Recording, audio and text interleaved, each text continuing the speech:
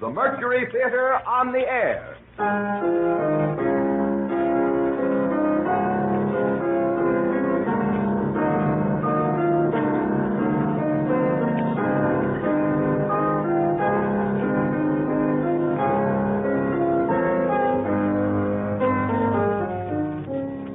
The Columbia Broadcasting System takes pleasure tonight in bringing you the first of a new series of weekly broadcasts by Orson Welles and the Mercury Theater on the Air. 2 months ago, this brilliant Broadway company came to radio as the first complete theatrical producing unit ever to take the air.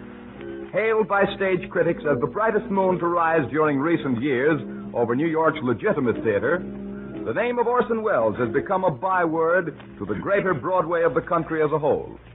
After 9 weeks, this is what the radio critics say. The radio dial declares everything was well-nigh perfect. A feather in the cap of the Columbia Broadcasting System. Bill Bird and the Pasadena, California independent units, the programs sparkle with originality, cleverness, and skilled acting. The series suggests new avenues of approach in the development of radio drama. Says the St. Louis Democrat, a master of the theater, be it stage or radio, Mr. Welles' choice of classics is a master strike. A must for any listener, declares the Camden, New Jersey Post. And finally, the Cleveland Plain Dealer asserts there was nothing in the production the ear could not see. It's now a habit for Orson Welles to produce hit radio shows. And so tonight, by overwhelming popular demand, Orson Welles and the Mercury Theater on the Air open a new cycle of broadcast dramas with a radio production of their greatest stage success to date, Shakespeare's Caesar. And here is Orson Welles himself to tell you about it. The director of the Mercury Theater, the star and producer of these programs, Orson Welles. Good evening. Julius Ceasar was done by the Mercury Theater without benefit of toga. It was as timely last October as it was 1,650 years after Caesar's murder when Shakespeare wrote it. And it is as timely today. A glance at your newspaper headlines and you will understand why tonight we could wish for the extra dimension of television. Shakespeare's great political tragedy about the death of a dictator, which is also the personal tragedy of a great liberal, exists in all times without identification or special reference to its time. Its story is real Roman history, and its source is the Roman historian Plutarch. From the Plutarch texts for the medium of radio broadcasts, we have arranged a running commentary on the action of the play. No voice is better known, and none could be more suitable than that of radio's outstanding news commentator, Mr. H.V. Kaltenborn. And so tonight, the Columbia Broadcasting System begins the new series of the Mercury Theater on the Air with Orson Welles' world-famous production of Julius Ceasar, starring the original New York cast, Orson Welles as Brutus, Martin Gable as Cassius, George Coulouris as Antony, and Joseph Holland as Caesar, with music by the celebrated American composer Mark Blitzstein and H.V. Kaltenborn as the narrator. This is the history of a political assassination, the killing of a man who tried to make himself king. It is an account of how the murder was prepared, how it was carried out, and what happened later to the men who took part in it.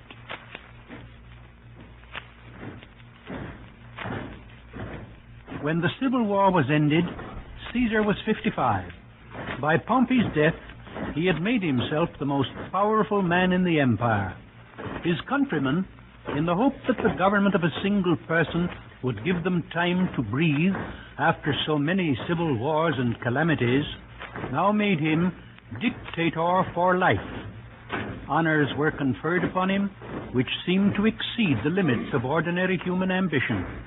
This gave offense to those who looked with an evil eye on his position and felt oppressed by his power. A conspiracy was formed against him, headed by Cassius, one of Pompey's generals, whom Caesar had pardoned after the Civil War. But what gave the common people their first quarrel with him was their growing suspicion that he aspired to be king. The 15th of February was a national holiday, and there was a huge gathering of the people. As Caesar went through the streets, a strange voice was heard in the crowd warning him to prepare for some great danger on the Ides of March. Beware the Ides of March! Did every noise be still? No. Caesar paused for a moment, and then, as the voice was still, marched on between the rows of soldiers who guarded him.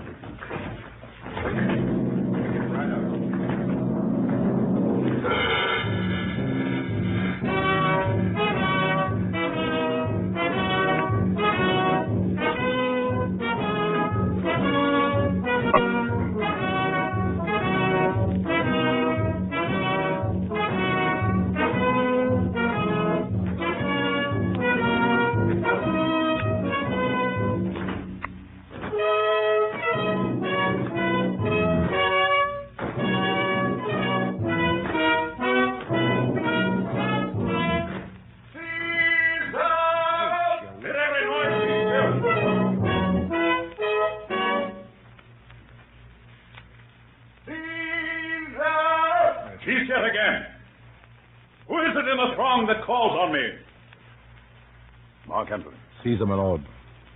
I hear a tongue shriller than all the music cry, Caesar. Caesar! Who calls? Speak! Caesar is turned to hear. Beware the Ides of March! What man is it? What sayest thou to me? Speak once again. A soothsayer bids you beware the Ides of March. Set him before me. Let me see his face. Come from the throng. Look upon Caesar. He is a dreamer. Let us leave him.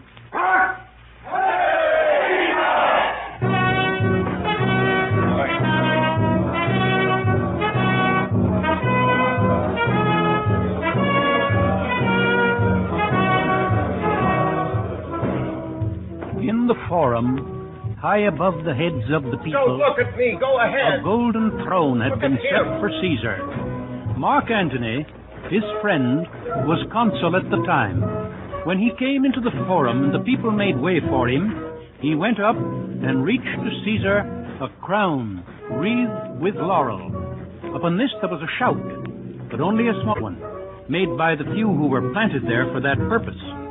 And when Caesar refused the crown, there was universal applause. Later, Caesar's statues were found with royal diadems on their heads. Marullus and Flavius, two tribunes of the people, went presently and pulled them off. For this Caesar had them arrested. This was the day on which Cassius, the leader of the conspiracy, first came to Brutus, the most honored man in Rome, and tried to enlist his aid. Tell me, good Brutus. Louder. Can you see your face? No, Cassius, for the eye sees not itself, but by reflection, by some other thing. It is just, Quieter. and it is very much lamented, Brutus, that you have no such mirrors as will turn your hidden worthiness into your eye, that you might see your shadow.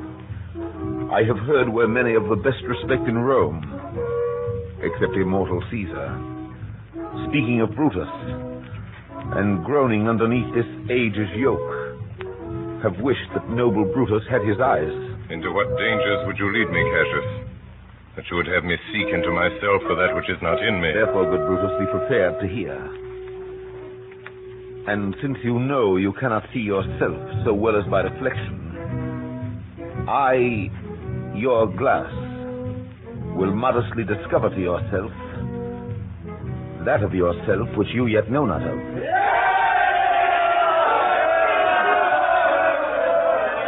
What means this shouting? I do fear the people choose Caesar for their king, don't you people? Fear it? Then must I think you would not have it so? I would not, Cassius, yet I love him well. But wherefore do you hold me here so long? What is it you would impart to me? I cannot tell what you or other men may think of this life. But for my single self, I had as lief not be, as live to be in awe of such a thing as I myself. I was born free as Caesar, so were you. We both have fed as well. We can both endure the winter's cold as well as he. For once, up in a raw and gusty day, the troubled Tiber chafing with her shores, Caesar said to me, Darest thou, Cassius, now leap in with me into this angry flood and swim to yonder point? If a word, accoutred as I was, I plunged in and bade him follow. And so indeed he did. The torrent roared, and we did buffet it with lusty sinews, throwing it aside and stemming it with hearts of controversy. But ere we could arrive the point proposed, Caesar cried, "Help me, Cassius, or I sink." I, as Aeneas, our great ancestor, did from the flames of Troy upon his shoulder the old Anchises bear, so from the waves of Tiber did I, the tired Caesar. And this man has now become a god. And we, petty men, walk under his huge legs and peep about to find ourselves dishonorable graves. Men at some time are masters of their fate. The fault, dear Brutus, is not in our stars, but in ourselves that we are underlings.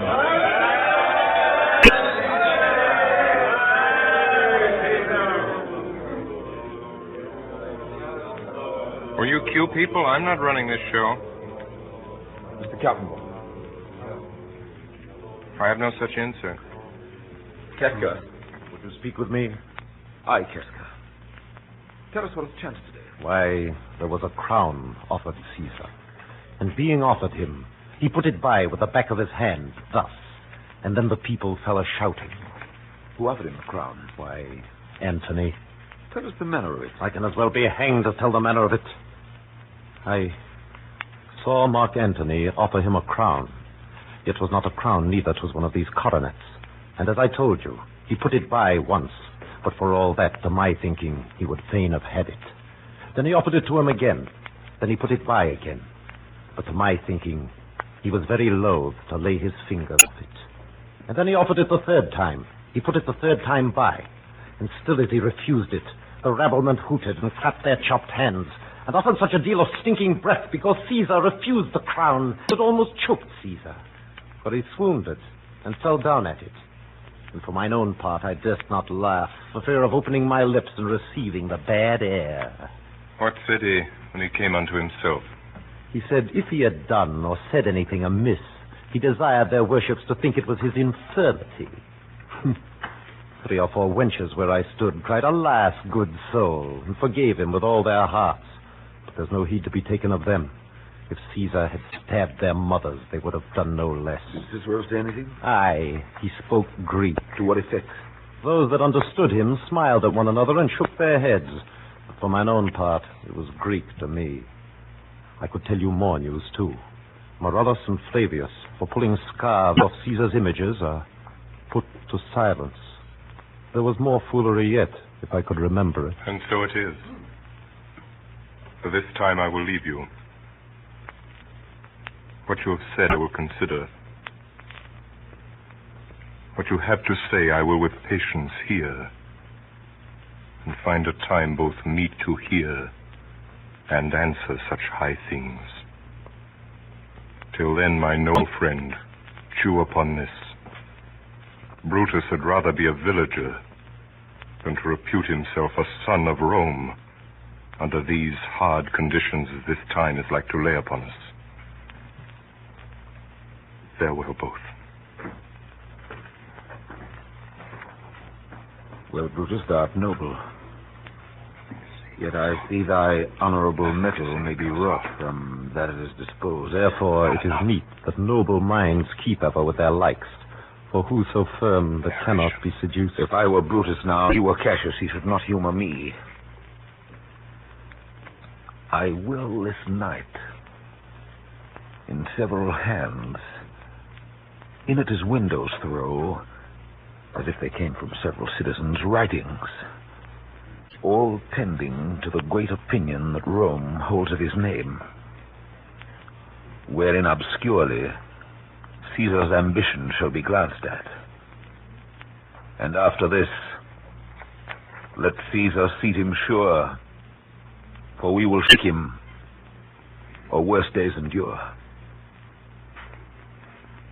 It is probable that Caesar was not unaware of the conspiracy, for when it was reported to him about that time that Dolabella was in a plot against him, he said he did not fear such fat, luxurious men, but rather the pale, lean fellows, meaning Cassius. Mark Antony. Caesar. Let me have men above me that are fat, sleek-headed men, and such as sleep o' night. Yon Cassius has a lean and hungry look. Such men as he are never at heart's ease whilst they behold a greater than themselves. And therefore are they very dangerous. Fear him not, Caesar. He is not dangerous. I rather tell thee what is to be feared than what I fear. For always, I am Caesar. No production there. No press or anything.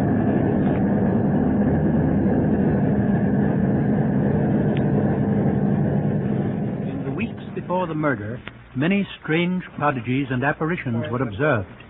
As to the lights in the heavens, the noises heard in the night, and the wild birds which perched on the housetops, these are not perhaps worth taking notice of in so great a case as this.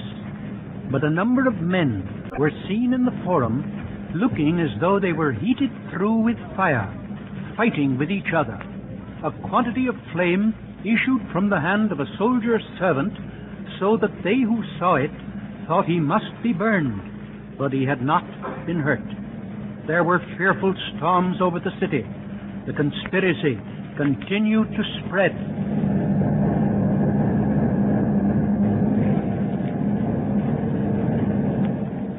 Who's there? A Roman. Catch us by your voice. Your ear is good. Good evening, sir. Brought you Caesar home? What night is this? A very pleasing night to honest men. I got you moved when all the sway of earth shakes like a thing infirm. Oh, Cassius, I have seen tempests when the scolding winds have rived the knotty oaks. And I have seen the ambitious ocean swell and rage and foam to be exalted with the threatening clouds. But never till tonight, never till now, did I go through a tempest dropping fire. I saw you anything more wonderful? Oh, they were drawn upon a heap 100 ghastly women, transformed with their fear, who swore they saw men all in fire walk up and down the streets. And yesterday the bird of night did sit even at noonday upon the marketplace, hooting and shrieking. When these prodigies do so conjointly meet, let not men say, these are their reasons, they are natural. Indeed, it is a strange disposed time. Whoever knew the heavens menace so? Those that have known the earth so full of faults. Now could I send a name to thee, a man most like this dreadful night. A man no mightier than thyself. Or me. Caesar that you mean? Is it not Cassius? Indeed, they say the senators tomorrow mean to establish Caesar as a king, and he shall wear his crown by sea and land in every place, save here in Italy. I know what I will wear this dagger then. Hold my hand, and I will set this foot of mine as far as who goes farthest. There's a bargain made. Come, sinner. You and I will yet ere day see Brutus at his house. 3 parts of him is ours already. And the man in Tyre up in the next encounter yields him ours.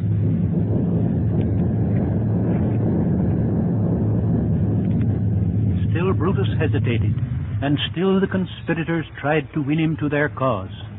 Letters were placed where he would find them. You are asleep, Brutus. You are no longer Brutus. Brutus, thou sleepst. Awake and see thyself. Shall Rome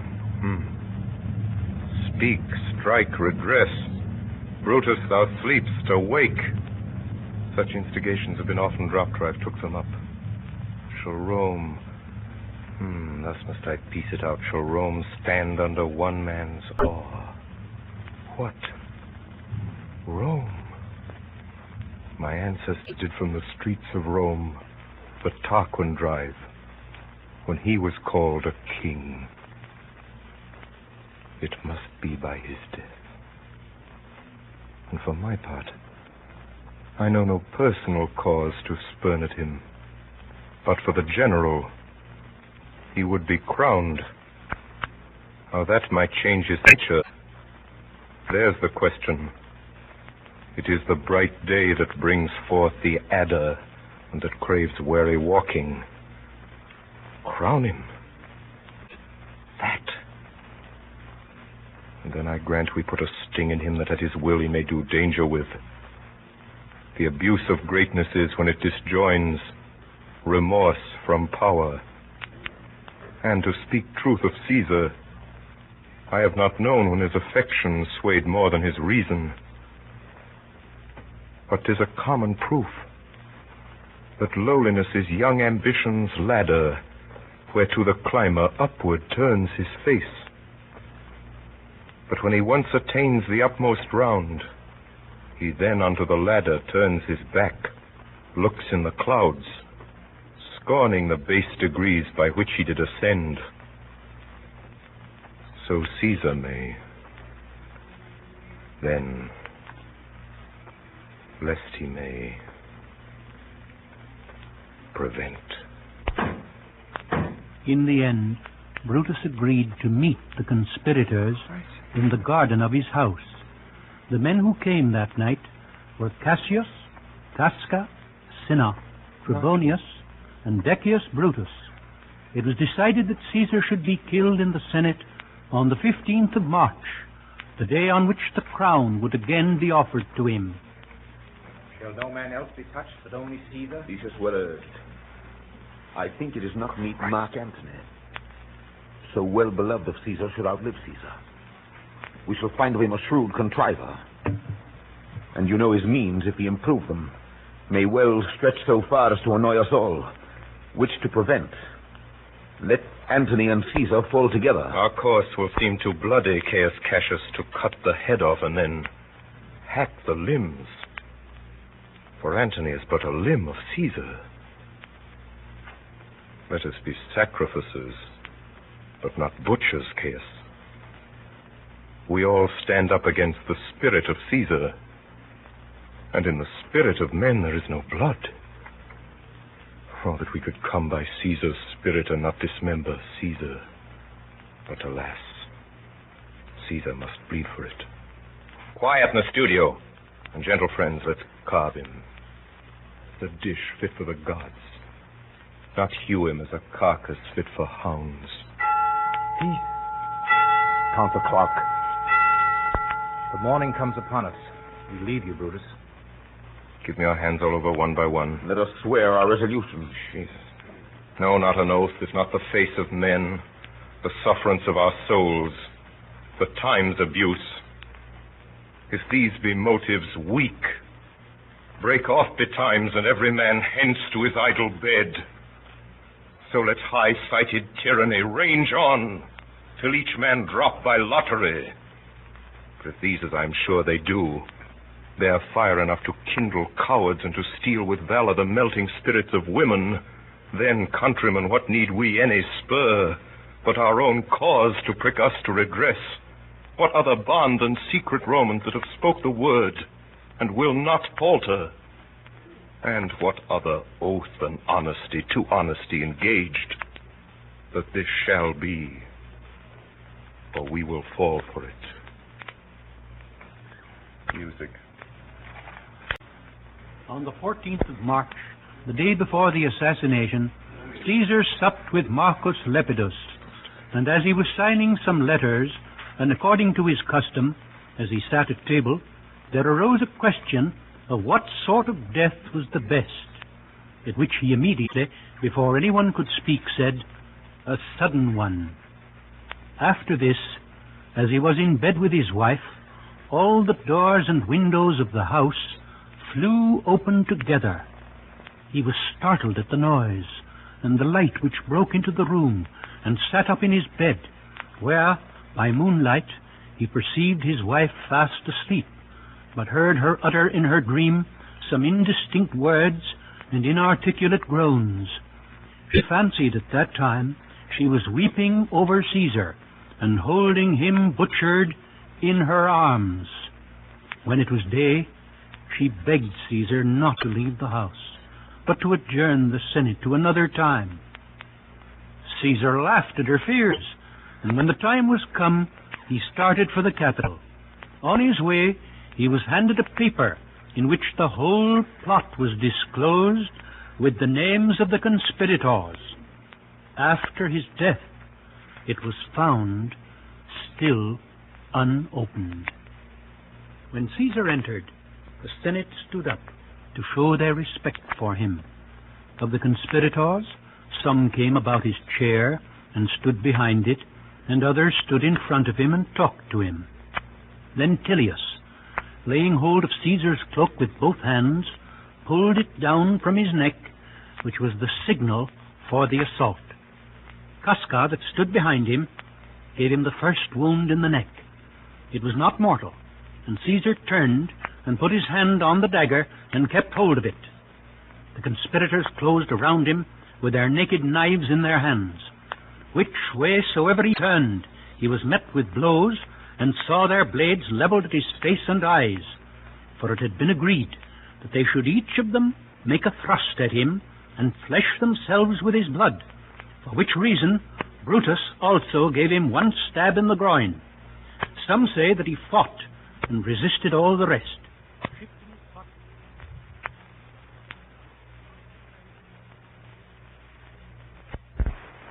Pleasure. Live 1,000 years, I shall not find myself so apt to die, as here by Caesar, and by you cut off, the choice and master spirits of this age. Oh, Antony, beg not your death of us. What compact mean you to have with us? Will you be pricked in the number of our friends? Friends, am I? With you all, and love you all, upon this hope that you shall give me reasons why and wherein Caesar was dangerous. Our reasons are so full of good regard that were you Antony, the son of Caesar, you should be satisfied. That's all I seek. And moreover, suitor, that I may produce his body in the marketplace, and in the pulpit, as becomes a friend, speak in the order of his funeral. You shall, Mark Antony. Brutus, a word with you. You know not what you do. Do not consent that Antony speak in his funeral. Know you how much the people may be moved by that which you will utter? By your pardon. I will myself into the pulpit first. Mark Antony, here take you Caesar's body. You shall not in your funeral speech blame us, but speak all good you can devise of Caesar, and say you do it by our permission. Else shall you not have any hand at all about his funeral. You shall speak in the same pulpit whereto I am going, after my speech is ended. Be it so. I do desire no more. Prepare the body, then. Follow us. Then Antony was left alone with the body of the man he loved best and admired most in the world. O mighty Caesar, dost thou lie so low? Are all thy conquests, glories, triumphs, spoils, shrunk to this little measure? That I did love thee, Caesar, oh, 'tis true. If then thy spirit look upon us now, shall it not grieve thee dearer than thy death to see thy Antony making his peace, shaking the bloody fingers of thy foes? Most noble, in the presence of thy corse, had I as many eyes as thou hast wounds, weeping as fast as they stream forth thy blood, it would become me better than to close in terms of friendship with thine enemies. Oh, pardon me, thou bleeding piece of earth. I am meek and gentle with these butchers. Thou art the ruins of the noblest man that ever lived in the tide of times. Woe to the hand that shed this costly blood. Over thy wounds now do I prophesy, which like dumb mouths ope their ruby lips to beg the voice and utterance of my tongue. A curse shall light upon the limbs of men. Domestic fury and fierce civil strife shall cumber all the parts of Italy.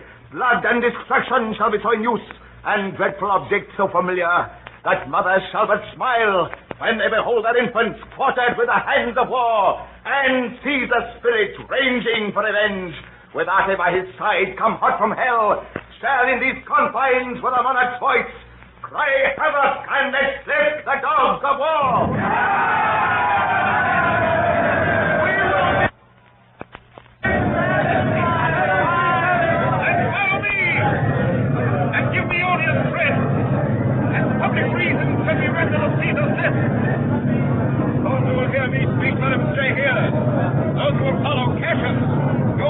I will hear Brutus. I will hear Cassius and compare their reasons. People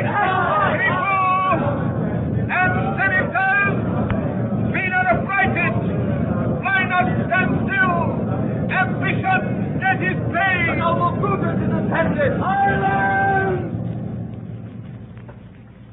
Then Brutus came down from the Capitol among the crowd and made a speech to the people, who listened without expressing either pleasure or resentment, but showed by their silence that they pitied Caesar and respected Brutus. Be patient. Be patient till the last. Romans, countrymen, lovers, hear me for my cause, and be silent that you may hear. Believe me for mine honor, and have respect to mine honor, that you may believe. Censure me in your wisdom, and awake your senses, that you may the better judge.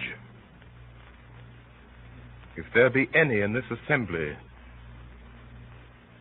any dear friend of Caesar's, to him I say that Brutus's love to Caesar was no less than his. If then that friend demand why Brutus rose against Caesar, this is my answer. Not that I loved Caesar less,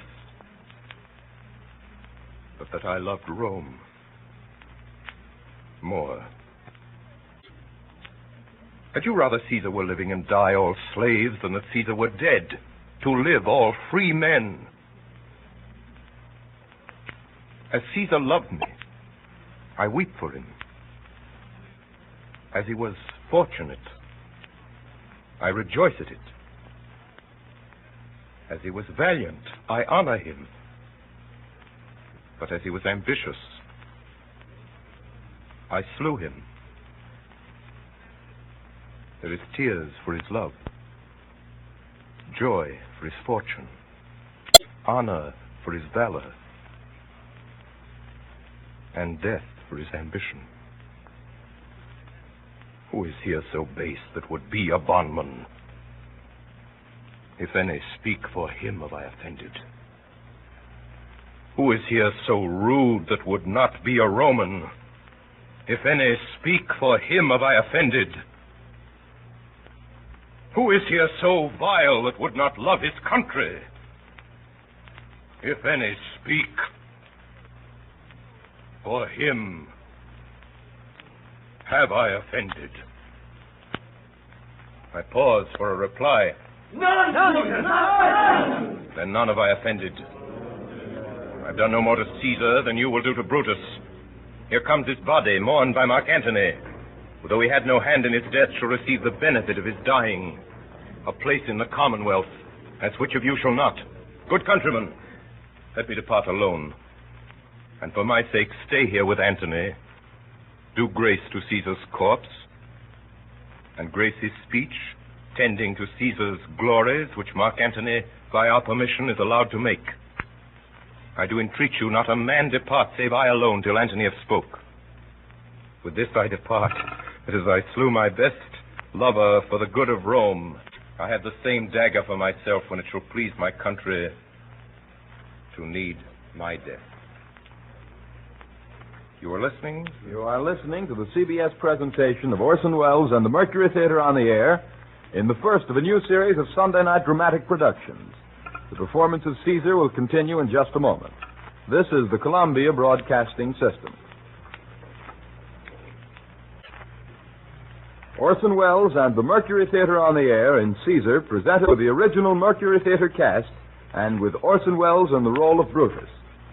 When Brutus was gone, the body of Caesar was brought out into the forum, all mangled with wounds, and Antony made a funeral oration to the people in praise of Caesar, and finding them moved by his speech, he unfolded the bloody garment of Caesar and showed them in how many places it was pierced, and the number of his wounds. He also told them at this time of Caesar's will, in which it was found that he had left a considerable legacy of money to each one of the Roman citizens. For Brutus' sake, I am beholding to you. What does he say of Brutus? He says for Brutus' sake he finds himself beholding to us all. Speak no harm of Brutus here. Caesar was a tyrant. Bless the throne is rid of him. You gentle Romans. Friends, Romans, Countrymen, lend me your ears. Let us see what Antony can say. I come to bury Caesar, not to praise him. The evil that men do lives after them. The good is oft interred with their bones. So let it be with Caesar. The noble Brutus hath told you Caesar was ambitious. And it was so. It was a grievous fault. And grievously hath Caesar answered it. Here, under leave of Brutus and the rest, for Brutus is an honorable man. So are they all honorable men. Come I to speak in Caesar's funeral. He was my friend, faithful and just to me. But Brutus says he was ambitious, and Brutus is an honorable man. He hath brought many captives home to Rome, whose ransoms did the general coffers fill. Did this and Caesar seem ambitious? When that the poor have cried, Caesar hath wept. Ambition should be made of sterner stuff. Yet Brutus says he was ambitious, and Brutus is an honorable man. You all did see that on the Lupercal I thrice presented him a kingly crown, which he did thrice refuse. Was this ambition? Yet Brutus says he was ambitious, and sure, he is an honorable man. I speak not to disprove what Brutus spoke, but here I am to say what I do know. You all did love him once, not without cause. What cause withholds you then to mourn for him? O judgment, thou art fled to brutish beasts, and men have lost their reason. Bear with me. My heart is in the coffin there with Caesar, and I must pause till it come back to me. Methinks there is much reason in his saying. Thou consider rightly of the matter. Caesar has had great wrong. I fear there were the words under his place. Mark ye his word. He would not take the crown. He would not take the crown. Therefore, it certainly was not ambitious. If he found so, some will purify. Poor Antony! I was weak.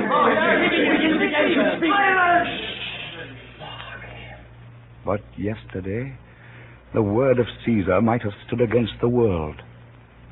Now lies he there, and none so poor to do him reverence.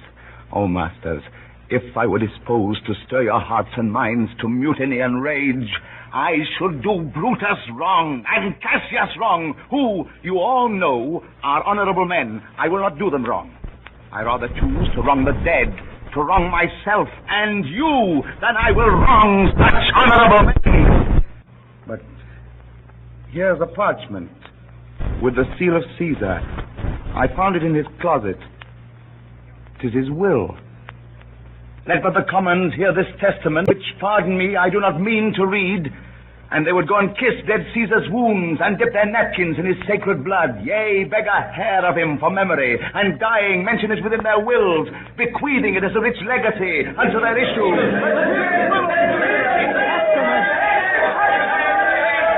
Gentle friends, I must not read it.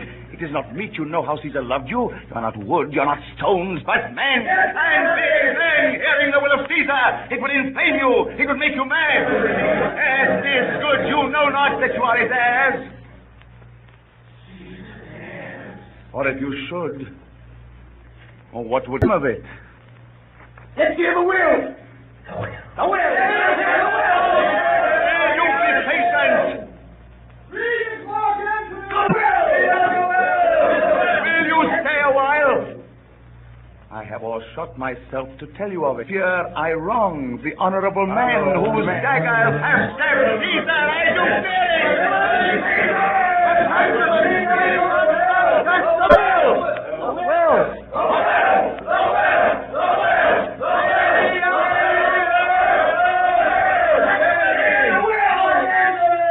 You will compel me then to read the will. Then make a ring about the corpse of Caesar, and let me show you him that made the will. Shall I descend? And will you give me leave? Come down. Descend. You shall have leave. Room for Antony. Most noble and Silence! A ring. Stand round. Stand from the hearse. Stand back. Room for Antony. Stand back. If you have tears, Prepare to shed them now. You all know this mantle. I remember the first time ever Caesar put it on. It was on a summer's evening in his tent. That day he overcame the nervii. Look. In this place ran Cassius' dagger through. See what a rent the envious Casca made. Through this, the well-beloved Brutus stabbed, and as he plucked his cursed steel away, mark how the blood of Caesar followed it as rushing out of doors to be resolved if Brutus so unkindly knocked or no. For Brutus, as you know, was Caesar's angel. Judge, O ye gods, how dearly Caesar loved him. For when the noble Caesar saw him stab, ingratitude, more strong than traitor's arms, quite vanquished him. Then burst his mighty heart, and in his mantle muffling up his face, even at the base of Pompey's statue, which all the while ran blood, great Caesar fell. Oh, what a fall was there, my countrymen. Then I, and you, and all of us fell down, whilst bloody treason flourished over us. Now you weep, and I perceive you feel the dint of pity. These are gracious drops. Kind souls, what, weep you when you but behold our Caesar's vesture wounded? Look you here. Here is himself, marred as you see with traitors.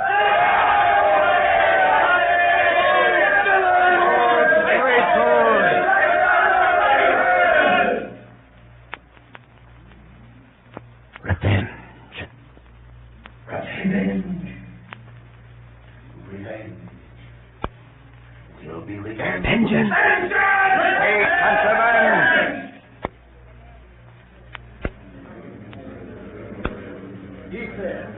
Here's the noble Antony. We'll hear him. We'll follow him. We'll die with him. Good friends, sweet friends, let me not stir you up to such a sudden flood of mutiny. They that have done this deed are honorable. What private griefs they have, alas, I know not that made them do it, but they are wise and honorable, and will no doubt, with reason, answer you. I come not, friends, to steal away your hearts. I am no orator, as Brutus is, but, as you know me all, a plain blunt man that love my friend, and that they know full well that gave me public leave to speak of him, for I've neither wit, nor words, nor worth, action, nor utterance, nor the powers of speech to stir men's blood. I only speak right on, tell you that which you yourselves do know, show you sweet Caesar's wounds, poor dumb mouths, and bid them speak for me.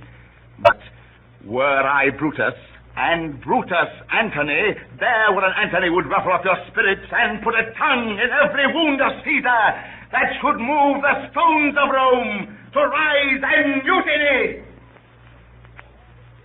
We'll mutiny. We'll burn the house of Brutus. Mount. Seek. Fire. Kill. Slay.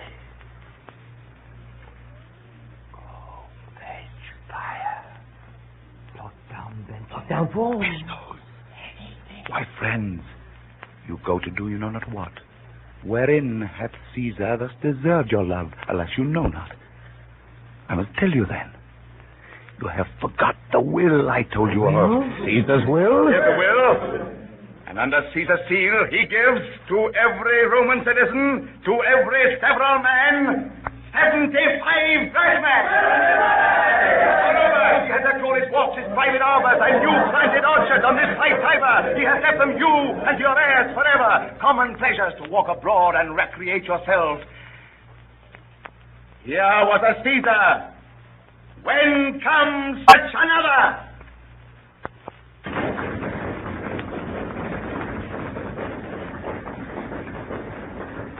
Now let it work. Mischief, thou art afoot. Take thou what course thou wilt.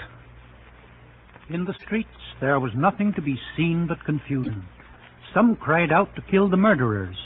Others tore away the benches and tables out of the shops round about, and heaping them all together built a great funeral pyre. On this they set the corpse of Caesar and set fire to it. Then they took brands from the pile. Some of them ran to the houses of the conspirators. Others ran up and down the streets to find out the men who had killed Caesar and tear them to pieces.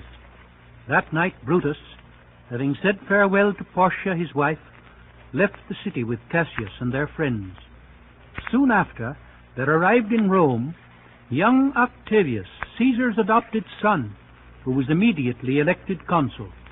As his first act, he ordered a judicial process to be issued against Brutus and Cassius for having murdered a principal man of the state, holding the highest magistracies of Rome without being heard or condemned. No one appearing for the accusation, the judges were forced to pass sentence and condemn them both. It is reported that when the crier of the tribunal, as the custom was, with a loud voice cried Brutus to appear, the people groaned audibly, and many of the nobler citizens hung down their heads for grief. After this, Antony and Octavius made up a list for proscription, in which were set those of their enemies that were designed for the slaughter, amounting to over 200 persons. In the months that followed, the empire was divided into two factions, some going over to Brutus and Cassius, others to Antony and Octavius.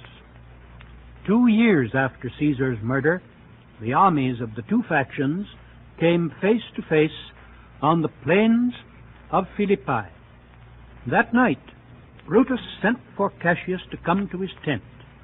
There had been dissension between them lately. There was talk of corruption in Cassius' army, and Cassius himself was not above suspicion.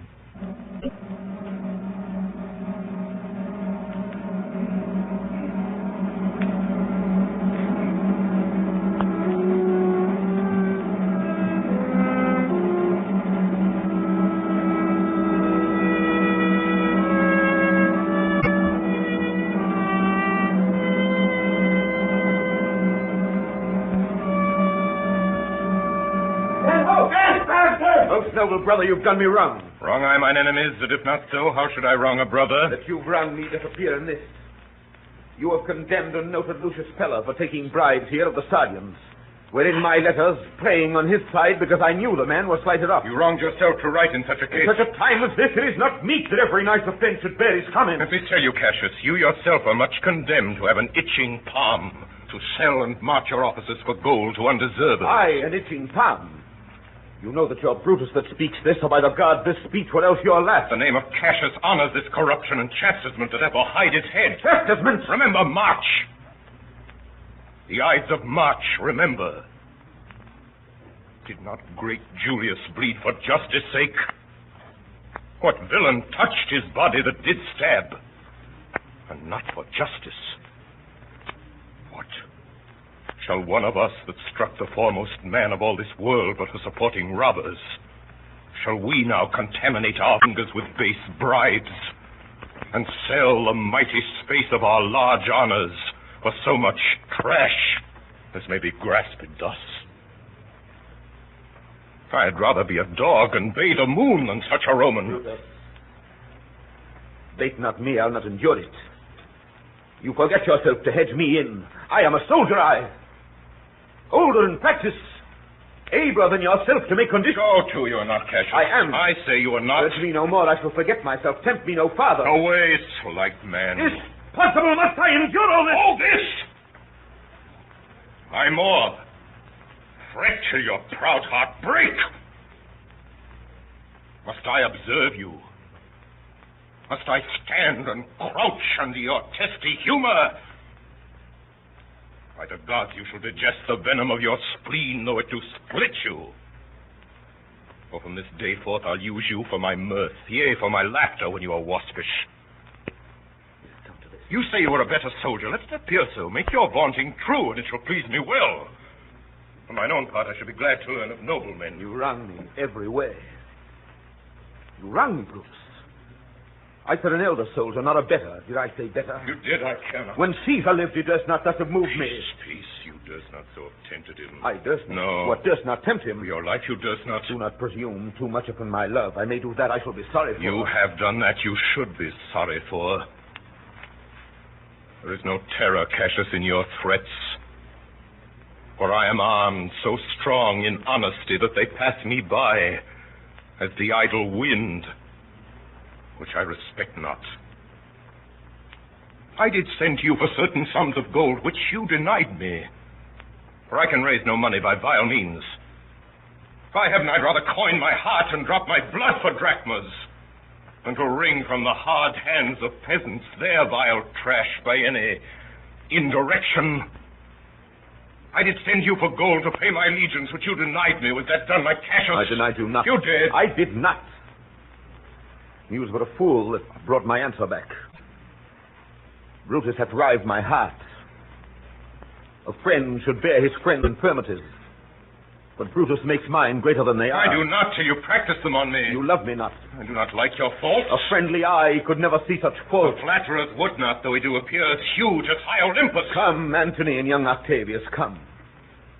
Revenge yourselves alone on Cassius, for Cassius is a weary of the world. Hated by one he loves. Braved by his brother, checked like a bondman. All his faults observed. Set in a notebook, learned and conned by rote to cast into my teeth. Ah, I could weep my spirit from mine eyes. There's my dagger. I that denied thee gold will give my heart. Strike as thou didst at Caesar! For I know when thou didst hate him worst, thou lovest him better than ever thou lovest Cassius. Sheathe your dagger. Be angry when you will. It shall have scope. Do what you will. Dishonor shall be humor. That Cassius lived to be but mirth and laughter to his Brutus, when grief and blood ill-tempered vexed him. I was ill-tempered too. Do you confess so much? Give me your hand. And my heart too. I did not think you could have been so angry. Oh, Cassius. I'm sick of many griefs. Of your philosophy you'll make no use if you give place to... Portia is dead. Portia? She's dead. Mark Antony have made themselves so strong. But with her death, that tidings came. With this, she fell distract. And died so? Even so. The eve of night has crept upon our talk. There's no more to say. No more. Good night. Early tomorrow will we rise and hence. Noble, noble Cassius. Good night. And good repose. Lucius. Here, my good lord. What, thou speakst drowsily. O knave, I blame thee not, thou art all watched. Look, Lucius, here's the book I sought for so. I was sure your lordship did not give it me. Bear with me, good boy. I'm much forgetful. Canst thou hold up thy heavy eyes a while and touch thy instrument a strain or two? Aye, my lord. And please you. It does, my boy. Trouble thee too much, thou art willing. It is my duty, sir. Should not urge thy duty past thy might. I know young bloods look for a time of rest. I have slept already. It was well done. I shall sleep again. I will not hold thee long. If I do live, I will be good to thee. Orpheus with his lute made trees and mountain tops that freeze bow themselves when he did sing. Da-dum, dee-dee-dum. To his music plants and flowers ever sprang as sun and showers.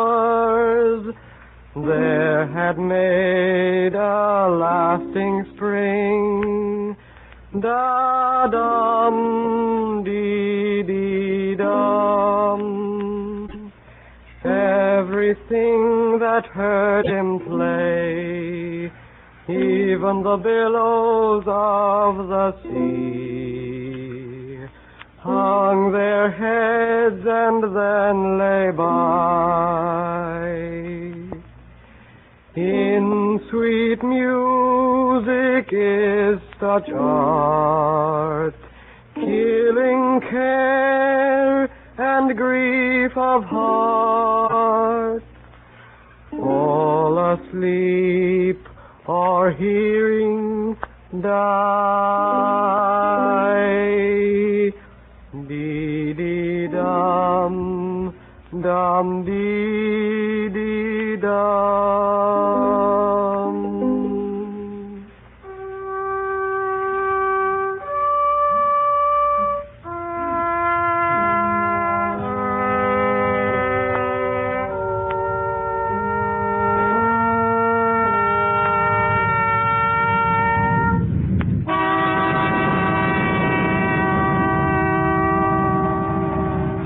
The advice of Cassius, Brutus resolved to meet the enemy on the plain of Philippi. Never had two such large Roman armies come together to engage each other. That of Brutus was somewhat less in number than that of Antony, but in the splendor of the men's arms and the richness of their equipage wonderfully exceeded, for most of their arms were of gold and silver, which Brutus had lavishly bestowed upon them. There is a story that immediately before the battle, two eagles falling upon each other fought in the space between the two armies, but the whole field kept incredible silence, and all were intent upon the spectacle, until at last that which was on Brutus' side yielded and fled. As soon as it was morning, the signal of battle, the scarlet coat, was sent out in Brutus and Cassius' camps, and the two friends met for the last time in the middle space between their two armies.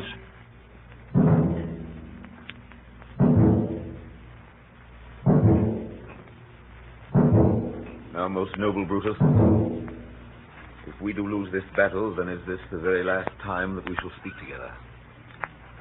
You're contented to be led in triumph through the streets of Rome? No, Cassius, no. Think not, thou noble Roman, that ever Brutus will go bound to Rome. He bears too great a mind. But this same day must end that work the Ides of March begun. And whether we shall meet again, I know not. Therefore our everlasting farewell take. Come ho! Away!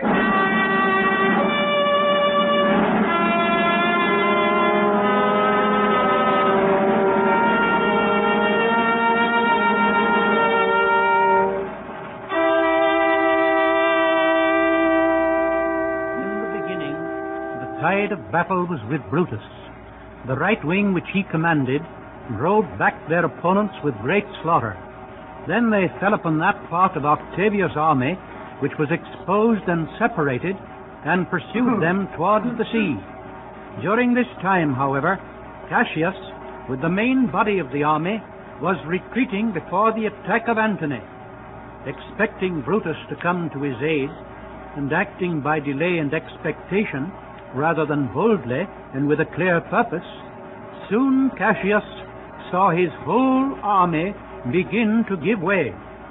He did as much as ever he could to hinder their flight and bring them back, and snatching a flag out of the hand of one that fled, he stuck it at his feet and begged them to stand with him and fight. When he found that he could not even keep his own personal guard together, Cassius retired to an empty tent, taking along with him only Pindarus, one of his freedmen, and pulling his cloak over his head, he made his neck bare and held it forth to Pindarus, commanding him to strike.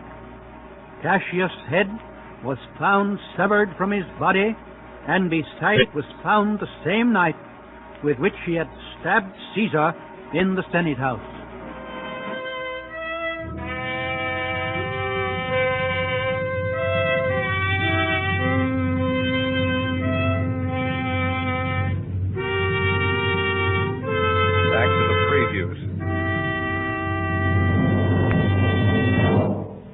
Cassius. Brutus gave the word too early, who, having some advantage on Octavius, took it too eagerly. His soldiers fell to spoil, whilst we by Antony are all enclosed. This day I breathed first. Time is come round, and where I did begin, there shall I end. My life is run its compass. Come hither, sirrah.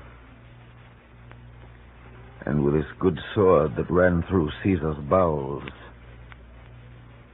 search this bosom. Stand not to answer. Here, take from the hilt. And when my face is covered, as it is now, guide thou the sword. Caesar, thou art revenged, even with the sword that killed thee.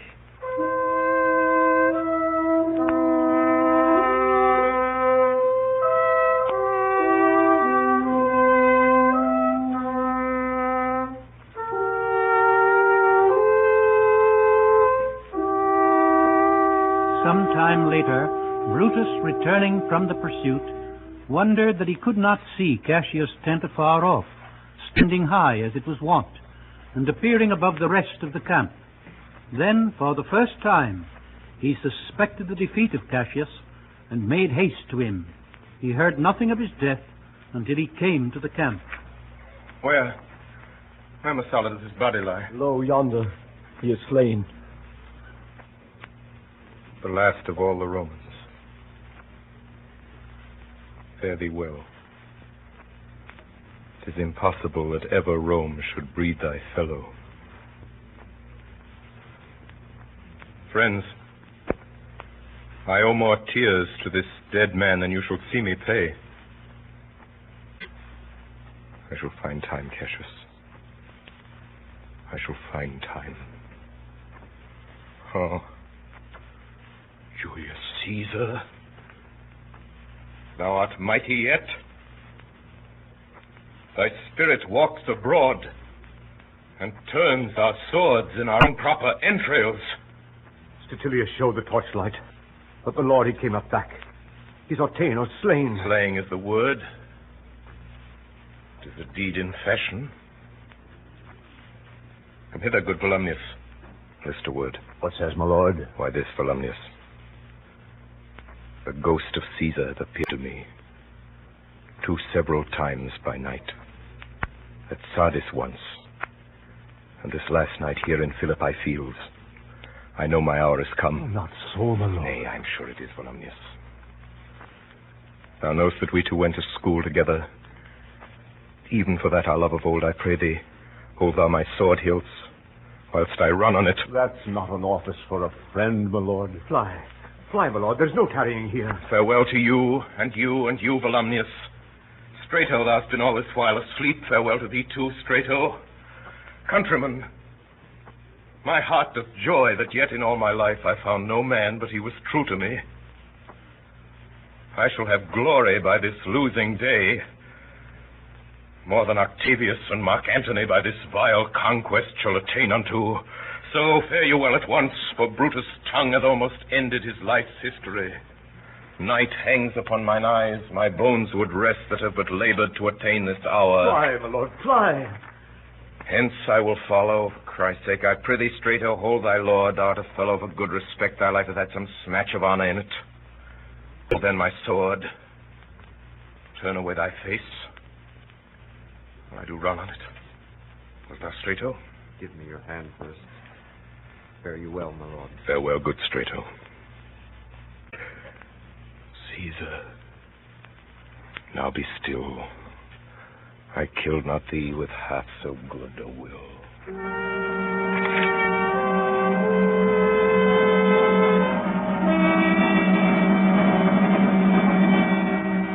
Brutus' dead body was found by Antony, who commanded the richest purple mantle that he had to be thrown over it. Then, before the assembled armies, he spoke over the body of his enemy. So Brutus should be found. This was the noblest Roman of them all. All the conspirators, save only he, did that they did in envy of great Caesar. He, only on a general honest thought and common good to all, made one of them. His life was gentle, and the elements so mixed in him that nature might stand up and say to all the world, this was a man. Tonight, Orson Welles and the original Mercury Theater cast have produced Caesar, the hit of last year's theatrical season on Broadway, as the first in a new series of weekly hours which the Columbia Broadcasting System will present during the coming months. In response to the tremendous enthusiasm evoked by these programs from all parts of the country, CBS has made the Mercury Theater on the Air a regular feature of its Sunday night schedule. The drama was adapted from the play of Shakespeare, and the narration was taken from Plutarch's Lives. Orson Welles directed the entire production. H.V. Kaltenborn was the narrator, and the cast included later. The original music was composed for the Mercury Theater by Mark Blitzstein. Davidson Taylor supervised the production for CBS. Dan Seymour speaking.